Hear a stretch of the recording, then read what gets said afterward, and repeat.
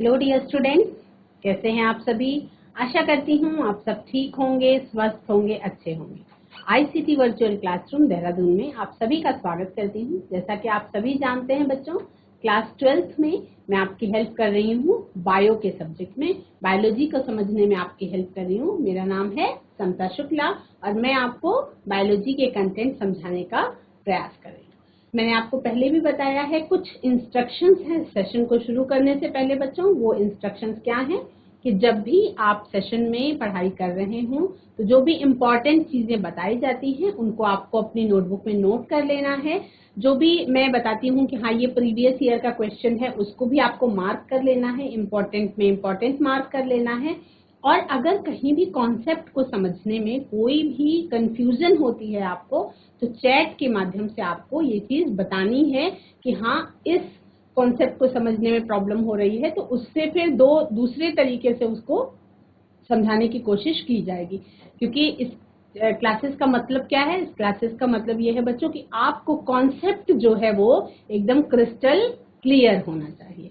तो चलेंगे हम आगे। बायो में बच्चों क्लास 12th में आपका चैप्टर स्टार्ट हुआ है।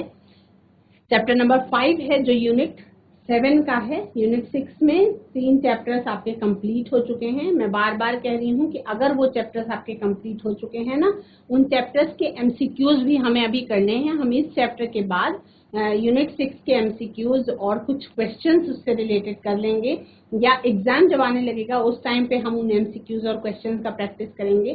चैप्टर नंबर 5 जो है यूनिट नंबर 7 का, यह है principles of inheritance and variation, यानी कि वंशागति और विविधता के सिद्धांतों के बारे में आपको इस चैप्टर में पढ़ना है। तो ये जो चैप्टर है बच्चों, इसमें आपको ग्रेगर जॉन मेंडल और मॉर्गन के एक्सपेरिमेंट के बारे में पढ़ना है। मेंडेलियन जेनेटिक्स क्या कहती है? ऑल लिविंग ऑर्गेनिजम्स रिप्रोड्यूस, सभी जीव जो हैं वो रिप्रोड्यूस करते हैं, यानी कि प्रजनन की प्रक्रिया होती है सभी में। और हम इस चैप्टर में लैंगिक प्रजनन के समय होने वाली प्रक्रियाओं के बारे में बात करेंगे। All living organisms reproduce. अब जब रिप्रोडक्शन होता है, it results in the formation of offsprings of the same kind. आप स्क्रीन में देख रहे हैं, यहाँ पे देखिए, इसमें देखिए, आप सारी डायग्राम्स में देखिए, तो सारे डायग्राम्स में आपको क्या चीज दिखाई पड़ रही है? दिखाई पड़ रही है कि जो पेरेंट्स है और उसकी जो संतान है वो पेरेंट्स का ही छोटा रूप है। यानी ये सीनियर लायन है और ये जूनियर लायन दिखाई पड़ रहा है आपको। सीनियर पांडा के साथ जूनियर पांडा दिखाई पड़ रहा है। ऐसे ही हम अपने पेरेंट्स की संतानें हैं, सीनियर पेरेंट्स के साथ जूनियर संतानें होती हैं, है ना।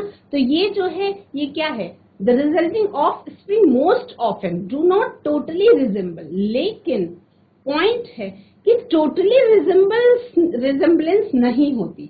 मतलब जैसे मैं अपने माता पिता से कुछ अलग हूं, आप अपने माता पिता से थोड़े से जरूर अलग होंगे। आपके माता पिता आपके दादा दादी से थोड़े से जरूर अलग होंगे। वो अंतर जो है वो व्यवहार में हो सकता है, वो अंतर उनका शारीरिक हो सकता है, वो अंतर उनका मानसिक हो सकता है, वो अंतर उनका कोशिकीय स्तर पे हो सकता है वो बीमारी, किसी को कोई स्पेसिफिक बीमारी भी आ सकती है पेरेंट्स से। तो विविधता कई प्रकार की होती है, अलग अलग स्तरों पर वो विविधता हो सकती है। तो मेंडेलियन जेनेटिक्स में आप ये पॉइंट एकदम अच्छी तरह से समझ लेंगे सभी बच्चे कि जितने भी जीव हैं सभी के सभी रिप्रोड्यूस करते हैं, सभी के सभी क्या करते हैं? रिप्रोड्यूस करते हैं। रिप्रोडक्शन जो आपका पिछला यूनिट है उसको अच्छी तरह से आपने पढ़ा और समझा, तो उसमें आपने क्या समझा कि रिप्रोडक्शन जो है वो एक नेचुरल प्रक्रिया है, प्राकृतिक प्रक्रिया है, और ये होती ही होती है। इसके होने का कारण क्या होता है? अगर मनुष्य की उत्पत्ति इतने सालों पहले हो गई थी तो अभी भी मनुष्य की जाति पृथ्वी पर विद्यमान है। इसका मतलब, इसका रीजन क्या रहा? रिप्रोडक्शन रहा। लायन या सृष्टि जिसको हम कहते हैं, इस इतनी बड़ी सृष्टि का निर्माण बहुत सालों पहले हुआ था। ये जैव विकास में पृथ्वी कैसे बनी, ये सब जब आप पढ़ेंगे तो आपको समझ में आएगा कि किस तरीके से जब ये हम लोग बने तो तब से लेके अभी तक जो वंश हैं वो चल रहे। कुछ जीव ऐसे हैं जिनको आपने देखा होगा कि जैसे डायनासोर्स थे लेकिन अब पृथ्वी पर नहीं है। लेकिन बहुत सारे ऐसे जीव जो रिप्रोडक्शन की सहायता से अपनी संख्या को आगे बढ़ाते चले गए और परिस्थितियों के अनुसार अनुकूलन करते अपने आप को ढालते हुए आगे बढ़ते गए और वंशागति के आधार पे वो पीढ़ी दर पीढ़ी अपनी संख्या को बढ़ाते रहे। तो मेंडेलियन जेनेटिक्स में लैंगिक जनन की प्रक्रिया में किस तरह से पेरेंट्स से प्रोजेनी में विविधता आ जाती है, इस पॉइंट्स के बारे में आपको समझना है। तो जैसा कि आप स्क्रीन में देख रहे हैं, लायन के साथ बेबी कब दिखाई पड़ रहा है, पांडा के साथ बेबी पांडा दिखाई पड़ रहा है, चिंपैंजी के साथ चिंपैंजी दिखाई पड़ रहा है। यहाँ पे आप स्क्रीन में देख रहे हैं अलग अलग फैमिली फोटोज है। ये जो फैमिली फोटोज हैं ये आपको क्या दिखाने की कोशिश कर रही है कि हर एक बच्चा अपने पेरेंट्स से कुछ ना कुछ डिफरेंट है एकदम। मतलब अगर यहाँ पे 4 फोटोज 4 चेहरे दिखाई पड़ रहे हैं तो क्या चारों चेहरे एक समान हैं? काफी कुछ अंतर है। पेरेंट्स का जो फेस है उससे और बच्चों के फेस में काफी कुछ अंतर है। किसी बच्चे के बाल डिफरेंट हैं, किसी बच्चे की आईज कलर डिफरेंट है, किसी बच्चे की हाइट डिफरेंट होगी, है ना। तो क्या आ रही है? विविधता आ रही है, यानी कि वेरिएशन आ रही है। तो इसे हम क्या कहते हैं? इसे हम कहते हैं वेरिएशन। और ये जो वेरिएशन का कॉन्सेप्ट है यही आपको इस चैप्टर में अच्छी तरह से समझना है कि एक्चुअल में कैसे ये वेरिएशन आ जाती है और कौन कौन से नियम जो है मेंडल ने प्रस्तावित किए थे उसके बारे में हम बात करेंगे। तो मेंडल के बारे में आप सभी जानते हैं। जेनेटिक्स क्या होती है बच्चों? जेनेटिक्स, जिसके बारे में हम पहले भी बात कर चुके हैं, genetics is the branch of life sciences. जैव विज्ञान की एक शाखा है that deals with the study of heredity and variation. जो किसके साथ डील करती है? जिसमें किस चीज का अध्ययन किया जाता है? जिसमें वंशागति का और विविधता का अध्ययन किया जाता है। अब हेरिडिटी और इनहेरिटेंस, इन दो शब्दों में क्या डिफरेंस है उसके बारे में हमने पिछले सेशन में बात कर ली थी। हेरिडिटी का मतलब होता है biological transfer of characteristics to next generation. Heredity का मतलब है कि किसी भी लक्षण का बायोलॉजिकल ट्रांसफर होना पेरेंट्स से प्रोजेनी में, वो हेरिडिटी कहलाता है। इनहेरिटेंस का मतलब होता है किसी भी चीज का ट्रांसफर होना पेरेंट्स से प्रोजेनी, मतलब पिछली पीढ़ी से अगली पीढ़ी में किसी भी चीज का ट्रांसफर यदि हो रहा है तो वो क्या कहलाता है? वो आपका इनहेरिटेंस कहलाता है। लेकिन अगर केवल बायोलॉजिकल लक्षणों की बात करें, उनका ट्रांसफर जो है तो वो क्या कहलाता है? हेरिडिटी कहलाता है। Heredity is the transmission of characters from parents to their offsprings. अब वेरिएशन क्या है? Variation is the difference among the offsprings and with their parents. Variation क्या है बच्चों? वेरिएशन है ऑफस्प्रिंग्स से उनके पेरेंट्स के बीच में जो अंतर होता है उसे हम क्या कहते हैं? वेरिएशन कहते हैं। यानी आपके माता पिता से आपके लक्षणों में क्या अंतर है। देखिए जैसे कभी भी अंदाजा आप घर पे आप इसकी चर्चा भी कर सकते हैं कि माता पिता के लक्षणों में और आपके लक्षणों में, या दादी दादाजी के लक्षणों में और आपके लक्षणों में क्या डिफरेंस है, क्या समानता है। आपने बहुत बार जनरली ये कहते हुए सुना होगा कि ये अमुक लड़की या अमुक लड़का, अपने मम्मी पापा को नहीं पढ़ा है लेकिन ये जो लड़की है इसका चेहरा बिल्कुल हूबहू अपनी दादी की तरह है, या इसके बालों का रंग अपने दादाजी की तरह है, या आंखों का रंग परदादी की तरह है। ये जो सामान्य दैनिक जीवन में आपने ये सब चीजें सुनी होंगी। बहुत बार तुलना करते हुए आपने सुना होगा कि ये बच्चा जो है इसकी लंबाई अपने पापा पे गई है, इस लड़की जो है वो लंबाई उसकी अपनी मम्मी पे गई है, या देखिए इसका रंग बहुत गोरा है, इसकी जो स्किन का कलर है, जो त्वचा का रंग है, वो उसकी दादी जी पे चला गया है। तो ये जो हम सामान्य भाषा में बातें करते रहते हैं बच्चों, इसी के पीछे का जो विज्ञान है वो आपको इस चैप्टर में समझने को मिलेगा कि आखिर किस तरह से ये वेरिएशन आ जाती है, किस तरह से माता पिता के मेल और फीमेल गैमीट्स के फ्यूजन पर ही जो जाइगोट का निर्माण होता है उसी से शिशु का निर्माण होता है। लेकिन किस तरह से कौन सी ऐसी परिस्थितियां आती हैं जिससे मेल और फीमेल गैमेट के फ्यूजन के बाद भी कुछ न कुछ वेरिएशन आ जाती है माता पिता से बच्चों में, जो माता पिता के अंदर जो लक्षण नहीं होते वो बच्चों के अंदर दिखाई पड़ते हैं, है ना। इसी रहस्य को सुलझाने के लिए ये वाला चैप्टर है, और ये चैप्टर बहुत इंपॉर्टेंट चैप्टर की कैटेगरी में। पहली चीज तो बिल्कुल ध्यान करेंगे, यूनिट 7 जो है बच्चों, इसका वेटेज आपके बोर्ड एग्जाम में बहुत ज्यादा है। जब सेशन शुरू हुआ था तब मैंने आपको अलग अलग चैप्टर्स के कितने क्वेश्चंस एग्जाम में आने हैं, उसका कितना वेटेज है, उसके बारे में मैंने आपको क्लियर बताया था। और तब मैंने आपको बताया था कि यूनिट 7 में 14 मार्क्स का वेटेज है, यानी कि इस चैप्टर को बिल्कुल भी हल्के में नहीं लेंगे। वैसे ये जो चैप्टर है, इसका चैप्टर का नाम ही थोड़ा सा भारी है, तो वैसे ही लगता है कि हाँ जेनेटिक्स बहुत इंपॉर्टेंट चैप्टर होगा, लेकिन फिर भी 14 मार्क्स का वेटेज है, तो बिल्कुल भी ध्यान से पढ़ेंगे, बिल्कुल भी लापरवाही नहीं करेंगे इस चैप्टर को पढ़ने में। और खास तौर पे ध्यान ये रखेंगे कि जो भी कॉन्सेप्ट्स, यानी कि जो भी पॉइंट्स, कभी कभी क्या होता है कि बहुत बच्चे ऐसा होता है कि 12th क्लास पास कर लेते हैं, लेकिन वो जो वर्डिंग्स होती हैं इस चैप्टर में जो यूज हुई हैं, उन वर्डिंग्स का ही एक्चुअल मीनिंग उनको नहीं पता होता। तो सारी वर्डिंग्स को जरूर साइड में लिख लेंगे ताकि आपको क्लियर पता हो कि जब एलील्स की बात करी जा रही है तो एक्चुअल में किस चीज की बात करी जा रही है। हेरिडिटरी वेरिएशंस, ये हेरिडिटरी वेरिएशंस क्या होते हैं? These are genetical and inheritable. Hereditary variations का मतलब ऐसी विविधताएं जो हेरिडिटरी हैं, मतलब अनुवांशिक तौर पे ट्रांसफर हुई हैं, उन्हें हम हेरिडिटरी वेरिएशंस कहते हैं। और ये कैसे होती हैं? ये जीन्स के थ्रू ट्रांसफर हो जाती हैं, जेनेटिकल होती हैं और इनहेरिटेबल होती हैं, यानी कि आगे भी अगली पीढ़ियों में भी ट्रांसफर हो सकती हैं। एनवायरमेंटल वेरिएशंस क्या होती हैं?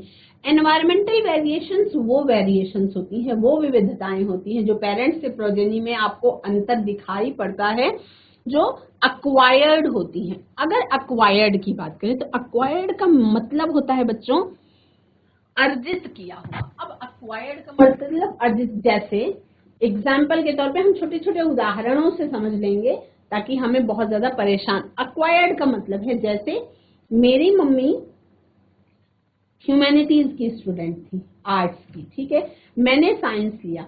अब अगर मैं आपको बायो पढ़ा रही हूँ तो मेरा और मेरी मम्मी की पढ़ाई का जो अंतर है ना, जो मेंटल लेवल का फर्क है, वो कैसा फर्क है? वो अक्वायर्ड वेरिएशन है। आई बात समझ में? मेरी मम्मी ह्यूमैनिटीज में स्ट्रांग थी और मैंने ह्यूमैनिटीज को नापसंद करते हुए बायो का सब्जेक्ट चूज कर लिया, और मुझे बायो का सब्जेक्ट पसंद आता था तो मैंने बायो पढ़नी शुरू कर दी। अब जीव विज्ञान अगर मुझे आता है और मेरी मम्मी को नहीं आता, तो इसका मतलब ये नहीं कि उनको उनका सब्जेक्ट आता है, मुझे मेरा सब्जेक्ट आता है। अब इसमें क्या अंतर हो गया? यानी कि ये जो वेरिएशन हुई, ये जो मेंटल लेवल का वेरिएशन हुआ, ये कहाँ से आया? ये अक्वायर्ड वेरिएशन है। ये मैंने अपनी लाइफ में मेहनत करके अर्जित किया है। पॉइंट बिल्कुल समझ में, गॉट द पॉइंट? आप लोगों को समझ में आ गया कि मैं किस चीज की बात कर रही हूँ। अपने जीवन काल में यदि कोई व्यक्ति अपनी मेहनत से कुछ अक्वायर करता है, अक्वायर्ड नॉलेज हो सकती है, अक्वायर्ड प्रॉपर्टी हो सकती है, अक्वायर मतलब जो कुछ भी आप अपनी मेहनत से अर्जित कर रहे हैं, यहाँ तक कि समाज में सम्मान भी एक्वायर किया जाता है। कोई पद लेना है तो वो एक्वायर किया जाता है। अगर जो मुख्यमंत्री और प्रधानमंत्री बनते हैं तो उन्होंने क्या किया है? उनके माता पिता बहुत साधारण व्यक्ति रहे, जैसे हमारे देश के प्रधानमंत्री हैं नरेंद्र मोदी हैं, वो बहुत साधारण परिवार के थे, तो उन्होंने क्या किया? उन्होंने अपने जीवन में मेहनत करके इंडिया के पीएम का पद क्या किया है बच्चों? अक्वायर किया है, अर्जित किया है। उसमें उनके माता पिता का कोई भी योगदान नहीं है। वो इतने बड़े राजनीतिज्ञ हैं, तो क्या राजनीति के जो गुण हैं वो उनको उनकी माता से मिले हैं? नहीं, वो उन्होंने क्या किए हैं? अक्वायर किए हैं। यानी कि एनवायरमेंटल वेरिएशन है ये, ये कैसी है? ये जिस वातावरण में वो रहते थे, जिस पर्यावरण में रहते थे, उससे उन्होंने अक्वायर करी, अर्जित करी। और जो भी इन्वायरमेंटल वेरिएशन होती है ये अक्वायर और अर्जित की जाती है, इसलिए ये कैसी होती है? नॉन हेरिटेबल होती है, यानी कि तब वो नॉन ट्रांसफरेबल होती है, ये अगली पीढ़ी में ट्रांसफर नहीं होगा। कोई आवश्यक नहीं है कि मेरा जो बच्चा है वो भी बायो सब्जेक्ट पढ़े, कोई जरूरी नहीं है कि अगली पीढ़ी में भी सारे बायो ही पढ़े।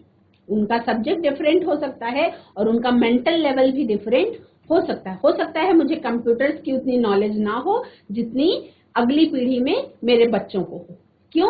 क्योंकि उनका इंटरेस्ट डिफरेंट हो जाएगा और उनका मेंटल लेवल भी फिर कैसा हो जाएगा? डिफरेंट हो जाएगा। वो कोड्स जो मैं इजीली नहीं समझ पाऊंगी, उन कोड्स को, उन कोडिंग्स को वो अच्छी तरह से समझ पाएंगे। तो ये पॉइंट जो मैं समझाने की कोशिश कर रही हूँ कि हेरिडिटरी वेरिएशंस क्या हैं, जिसमें विदाउट एनी एफर्ट जेनेटिकली ये इनहेरिटेंस होता है, ट्रांसफर हो जाता है पेरेंट्स से प्रोजेनी में। लेकिन जो एनवायरमेंटल वेरिएशंस हैं ये पेरेंट्स से प्रोजेनी में ट्रांसफर नहीं होते, बल्कि ये व्यक्ति स्वयं अपने जीवन काल में अक्वायर करता है और इसलिए ये नॉन हेरिटेबल होते हैं, यानी ये पीढ़ी दर पीढ़ी अपने आप ट्रांसफर नहीं होते। अगर ये पॉइंट समझ में आ गया बच्चों, तो हम बात करेंगे कि किस तरह से जेनेटिक्स जो है ये आई। कब? 1856 से लेकर के 1863 सबसे ज्यादा इम्पोर्टेंट अनुवांशिकी के इतिहास के सबसे महत्वपूर्ण साल ये थे 1856 से 1863। सर ग्रेगर जॉन मेंडल जो कि ऑस्ट्रियन मॉन्क थे, बहुत गरीब परिवार से थे, उनका बचपन बहुत गरीबी में बीता था, उनकी शिक्षा भी बहुत सुचारू रूप से नहीं हुई थी। एक चर्च में वो पादरी थे और वहां पे जो गिरजाघर था वहां पे पीछे बहुत बड़ी क्या थी? जमीन थी। और जो ये ग्रेगर जॉन मेंडल थे ये ऐसे स्वभाव के थे कि इनको चीजें ये प्रयोग करने की कोशिश करते थे। तो इन्होंने मटर के पौधे का चुनाव किया और 7 सालों तक 1856 से लेके 1863 तक 7 सालों तक उन्होंने लगातार एक्सपेरिमेंट किए, प्रयोग किया। और किस पर प्रयोग किया? संकरण पे प्रयोग किया। उन्होंने संकरण पे प्रयोग किया, उन्होंने मटर के पौधे का चुनाव किया था और उन्होंने इन प्रयोगों को करने के लिए मैथमेटिक्स का यूज करा था, उन्होंने स्टैटिक्स का यूज करा। 1863 में जब उनके ये प्रयोग पूरे हो गए बच्चों, तो 1863 में प्रयोग पूरे होने के बाद 1865 में उन्होंने इनके रिजल्ट्स को पब्लिश कर दिया और उस पत्रिका का नाम था in the natural history of society of Brunn. लेकिन चूंकि वो एक गिरजाघर के पादरी थे, उनका शिक्षा के क्षेत्र से कोई खास मतलब नहीं था और वो वैज्ञानिकों की भी श्रेणी में उस समय तक नहीं माने जाते थे, तो उनकी इस रिसर्च को बिल्कुल भी कहते हैं कि भाव नहीं दिया गया, उस पर कोई ध्यान ही नहीं दिया गया। उसके बाद 1900 में जाकर के 1865 में, मतलब ग्रेगर जॉन मेंडल की मृत्यु के बाद उनके द्वारा किए गए प्रयोग जो है वो संज्ञान में लिए गए, उस पर ध्यान दिया गया। 3 अलग अलग वैज्ञानिकों ने, कॉरेंस ने, ह्यूगो डी व्रीज ने, इन सब ने मिलकर के 1900 में इस पर ध्यान दिया। अब ग्रेगर जॉन मेंडल ने किया क्या था? ग्रेगर जॉन मेंडल ने मटर के पौधे का चुनाव किया था और इसमें इन्होंने देखा था कि कुछ मटर के पौधों में ये लक्षण दिखाई पड़ रहे थे, जैसे डोमिनेंट और रेसेसिव ट्रेट दिखाई पड़ रहे थे। अब डोमिनेंट ट्रेट का मतलब क्या होता है? डोमिनेंट ट्रेट का मतलब होता है बच्चों कि जो लक्षण आपको एक्सप्रेस होते हैं जल्दी, है ना। जैसे आपने सामान्य तौर पे देखा होगा, हम जैसे ये मटर के पौधे की बात है, मैं इंसानों की बात कर लेती हूँ। जैसे सामान्य तौर पे आपने देखा कि इंडियन जो भी ब्रीड है ना, जो भारतीय मनुष्य हैं, उनकी बालों का रंग डार्क ब्राउन या ब्लैक होगा, आंखों का रंग काला या भूरा होगा, ईयर लोब्स ऐसे चिपके हुए नहीं होंगे, खुले हुए होंगे, है ना। स्किन का कलर ज्यादातर मतलब मिक्स मैच होता है, बहुत ज्यादा व्हाइट नहीं होगा, जैसे विदेशियों का होता है बिल्कुल व्हाइट होता है, वैसा नहीं होगा। तो ये क्या है, कुछ लक्षण हैं जो अपने आप को एक्सप्रेस करते हैं। अब इस डोमिनेंट और रेसेसिव को हम कैसे समझेंगे, जैसे मान लीजिए 4 बच्चों का एक ग्रुप है, एक ही क्लास के 12th क्लास के ही 4 बच्चों का ग्रुप है, उसमें से एक बच्चा, आप खुद महसूस करते होंगे, उन चारों बच्चों में से एक बच्चा ऐसा होता होगा कि जो अपनी बातों को बहुत प्रभावपूर्ण ढंग से रखता होगा और उन तीनों बच्चों को उसकी बात से कोई विरोध नहीं होता होगा। मतलब वो अपनी बातों को डोमिनेटिंग तरीके से रखता होगा। आपने बहुत सारे टीचर्स को भी देखा होगा कि अलग अलग बहुत सारे टीचर्स हैं, उसमें से कुछ टीचर्स आपके जीवन में आपको ऐसे मिलेंगे जो बहुत डोमिनेटिंग होते हैं। मतलब वो डोमिनेट करेंगे, वो अपनी बात को इस तरह से रखेंगे कि बहुत प्रभावपूर्ण तरीके से रखी जाएगी और उस बात को सामने वाला एज इट इज मान लेगा। तो ये क्या हो गया, अपने आप को एक्सप्रेस करने का तरीका। अब अगर अपने आप को कोई भी लक्षण सही तरीके से एक्सप्रेस कर पा रहा है तो वो लक्षण क्या कहलाएगा, डोमिनेंट कहलाएगा। और जो अपने आप को एक्सप्रेस नहीं कर पाते, अगर ये डोमिनेटिंग फैक्टर नहीं है उसके रास्ते में, तो वो अपने आप को एक्सप्रेस कर देगा। लेकिन अगर डोमिनेटिंग फैक्टर सामने है तो रेसेसिव रह जाएगा, तब वो एक्सप्रेस नहीं कर पाएगा। तो इसलिए मटर के पौधे का उन्होंने चुनाव किया। उन्होंने तने की ऊंचाई, सीड का शेप, सीड का कलर, सीड कोट का कलर, फिर उसके बाद फलियों की बात हो गई, पॉड शेप, फिर पॉड कलर और फ्लावर के पोजीशन। इस पर उन्होंने इन लक्षणों को उन्होंने चुना। एक्सियल पोजीशन का मतलब यहां से निकल रहा है फ्लावर और यहां पे बन रहा है, और टर्मिनल का मतलब ऊपर की तरफ से ऐसे फ्लावर्स बन रहे हैं। तो इन 7 लक्षणों का चुनाव किया, यानी कि उन्होंने 7 जोड़ी लक्षणों का चुनाव किया, यानी कि 14 कैरेक्टर्स का उन्होंने चुनाव किया। अब उन्होंने क्या करा बच्चों, उन्होंने, मैंने आपको पहले भी बताया था, ये वाला मोनो हाइब्रिड क्रॉस उन्होंने किस पर, उन्होंने क्या किया, मोनो हाइब्रिड क्रॉस किया, यानी एकल संकरण। अब मोनो हाइब्रिड क्रॉस का मतलब क्या होता है कि किसी भी पौधे की एक लक्षण पर ही प्रयोग करना। जैसे बहुत सारे लक्षण एक साथ थे ना, लेकिन एक समय में केवल एक ही लक्षण पे प्रयोग किया जाना और उसके बाद क्रॉस करने का क्या रिजल्ट आता है ये देखना, ये था मोनो हाइब्रिड क्रॉस। तो मोनो हाइब्रिड क्रॉस में आप सभी को पता है कि लैंगिक जनन की जो प्रक्रिया होती है, लैंगिक जनन की प्रक्रिया में सबसे पहले क्या होता है, मेल और फीमेल का चुनाव, है ना। तो मेंडल ने मेल और फीमेल का चुनाव किया।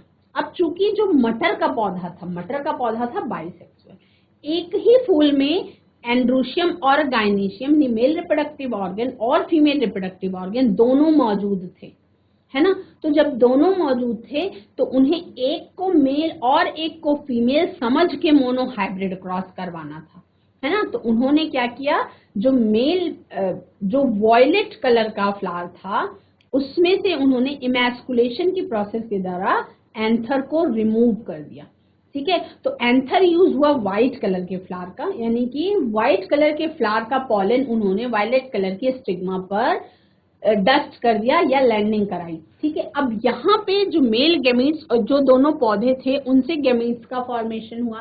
तो जो प्योर टॉल प्लांट था उससे कैपिटल टी गैमीट्स का फॉर्मेशन हुआ और जो प्योर ड्वार्फ प्लांट था उससे स्मॉल टी गैमीट्स का फॉर्मेशन हुआ। अब कैपिटल टी और स्मॉल टी जो है वो मिलकर के, कैपिटल टी स्मॉल टी मिलकर के क्या बना, फ्यूजन बना। तो कैपिटल टी स्मॉल टी का कॉम्बिनेशन हुआ। अब ये जो थी ये थी F1 जनरेशन, है ना। इसमें क्या हुआ कि सभी के सभी पौधे जो थे बच्चों वो टॉल थे, ऑल आर टॉल। कैसे थे, जीनोटाइप इनका क्या था, F1 जनरेशन में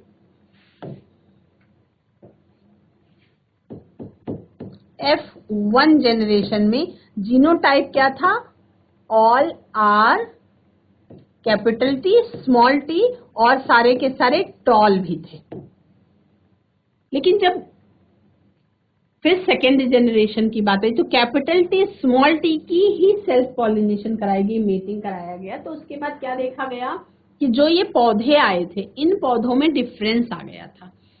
ये जीनोटिपिकली भी डिफरेंट थे और फिनोटाइप भी इनका डिफरेंट था। अब जीनोटाइप और फिनोटाइप क्या होता है इसको आप बहुत अच्छी तरह से समझेंगे। फिनोटाइप का मतलब होता है कि दिखने में जो अंतर आपको दिखाई पड़ रहा हो, और जीनोटाइप की वो जेनेटिकली किस तरह से उनकी संरचना है उसके बारे में। तो यहाँ पे हमने देखा कि जीनोटाइप जो था वो 1:2:1 का रेशियो आया था, यानी कि एक पौधा प्योर टॉल था, 2 पौधे हाइब्रिड टॉल थे और एक पौधा जो था वो ड्वार्फ था। ये जो था ये प्योर टॉल था, ये जो था ये हाइब्रिड टॉल था,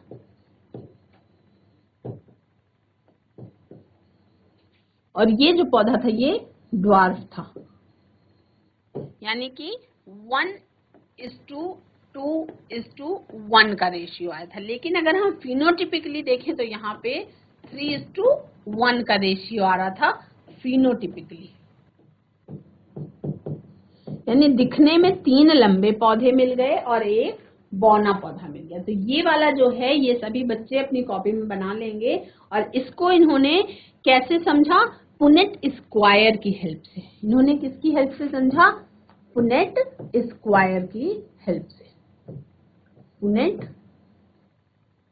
स्क्वायर। अब पुनेट स्क्वायर किसने बनाया था? हमें दिया था पुनेट स्क्वायर रेजिनॉल्ड पुनेट नाम के वैज्ञानिक ने। Reginald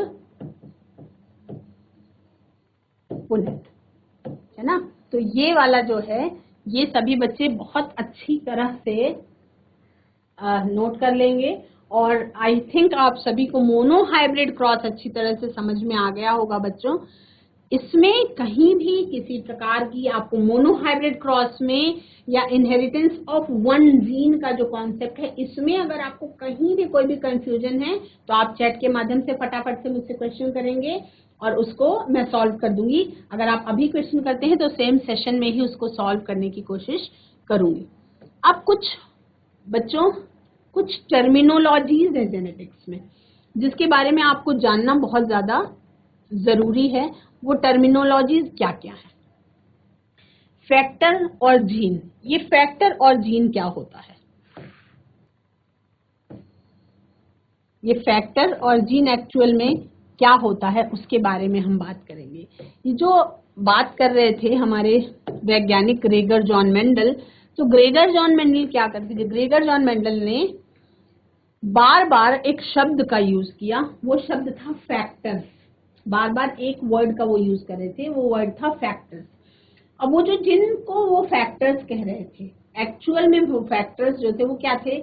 functional unit of heredity responsible for the expression of characters in the progeny. वो जो फैक्टर्स थे वो फंक्शनल यूनिट थे, अनुवांशिकी का आधार थे, जिनके कारण एक पीढ़ी से दूसरी पीढ़ी में लक्षण ट्रांसफर हो रहे थे। अब उस समय पे ग्रेगर जॉन मेंडल उसको फैक्टर्स कहा करते थे और बाद में जब क्रोमोसोम्स की खोज हुई उसके बाद ये पता चला कि ये जो फैक्टर्स शब्द यूज कर रहे थे ग्रेगर जॉन मेंडल, एक्चुअल में वो क्या थे? वो जीन्स थे। पॉइंट समझ में आ गया बच्चों? एक शब्द आपके पास बार बार सामने आएगा जब आप जेनेटिक्स पढ़ रहे होंगे, लोकस। ये लोकस क्या होता है? लोकस होता है the position of the gene on the chromosomes. यानी कि आप सभी को पता है कि क्रोमोसोम्स का स्ट्रक्चर आप सभी को पता है ना। कुछ इस तरीके का स्ट्रक्चर होता है ना, कुछ इस तरीके का आपको दिखाई पड़ता है बो शेप स्ट्रक्चर। लेकिन अगर इसको हम बहुत अच्छी तरह से खोल के समझने की कोशिश करेंगे तो हमें समझ में आएगा कि जो क्रोमोसोम्स होता है वो सिस्टर क्रोमैटिड्स से बना हुआ होता है ना। आपको पता है कि धागे जैसी संरचना होती है, आपस में लिपटी हुई होती है। उसको अगर हम बिल्कुल खोल करके अलग अलग कर दें तो क्रोमोसोम्स जो है वो डीएनए के स्ट्रैंड्स से बना हुआ होता है ना। अब लोकस क्या है? The position of the gene on the chromosomes, यानी जीन की जो पोजीशन है ये क्या कहलाती है? ये कहलाती है लोकस। पर्टिकुलर किसी भी पर्टिकुलर जीन की जो पोजीशन है, जैसे gene number 3, gene number 4, gene number 5, ऐसे नंबरिंग पॉइंट्स में आता है। तो लोकस क्या है? जीन की पोजीशन को हम लोकस कहते हैं। अब एलील्स क्या है? एलील्स बहुत ही इंपॉर्टेंट वर्ड है ना। मेंडल का पूरा एक्सपेरिमेंट जो है वो एलील्स पर ही डिपेंडेंट था। एलील्स का मतलब क्या है? जैसे हमने बात करी कि मेंडल ने क्या किया, मटर के पौधे का चुनाव किया, ठीक है। तो मटर के पौधे का जब उन्होंने चुनाव किया तो उन्होंने 7 जोड़ी लक्षणों का चुनाव किया। अब ये जो 7 जोड़ी लक्षण थे, है ना, ये 7 जोड़ी लक्षण क्या थे, इसमें आपको 14 लक्षण दिखाई पड़ रहे हैं। 7 जोड़ी लक्षण जो थे इसमें आपको 14 लक्षण दिखाई पड़ रहे हैं, यानी कि हर एक लक्षण का 2 रूप दिखाई पड़ रहा है आपको। जैसे हमने हाइट की बात करी तो लंबाई और बौनापन 2 लक्षण हो गए।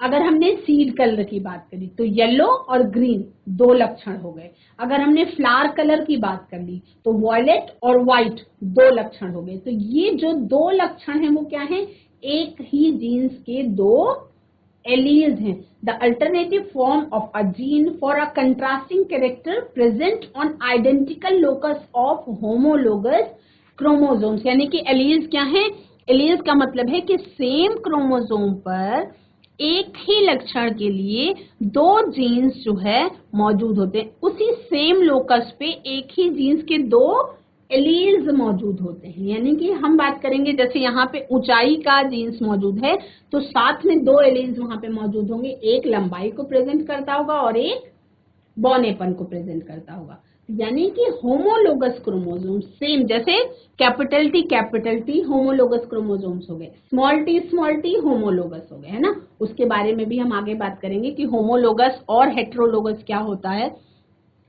होमोलोगस का मतलब कि सेम लोकस पे the alternative form of a gene for a contrasting character. किसी भी लक्षण के लिए अगर आइडेंटिकल लोकस पे प्रेजेंट है कोई जीन और उसके 2 एलील्स जो हैं तो वो क्या कहलाएंगे, एलील्स। एलील्स का मतलब है एक ही लक्षण के डिफरेंट 2 रूप, है ना, वो हो गया आपका एलील्स। तो आज की क्लास में इतना ही। अगले सेशन में हम कुछ और टर्मिनोलॉजीज के बारे में जानेंगे बच्चों। हम जानेंगे कि किस तरह से आपका फिनोटाइप क्या होता है, जीनोटाइप क्या होता है, फिनोटिपिक जीनोटिपिक रेशियो हम किसे कहते हैं, होमोजाइगस और हेट्रोजाइगस हम किसे कहते हैं। तो आज की क्लास में आई थिंक आप सभी को monohybrid cross inheritance of 1 gene का कॉन्सेप्ट क्लियर हो गया होगा बच्चों। That's all for today. Have a nice day, take care.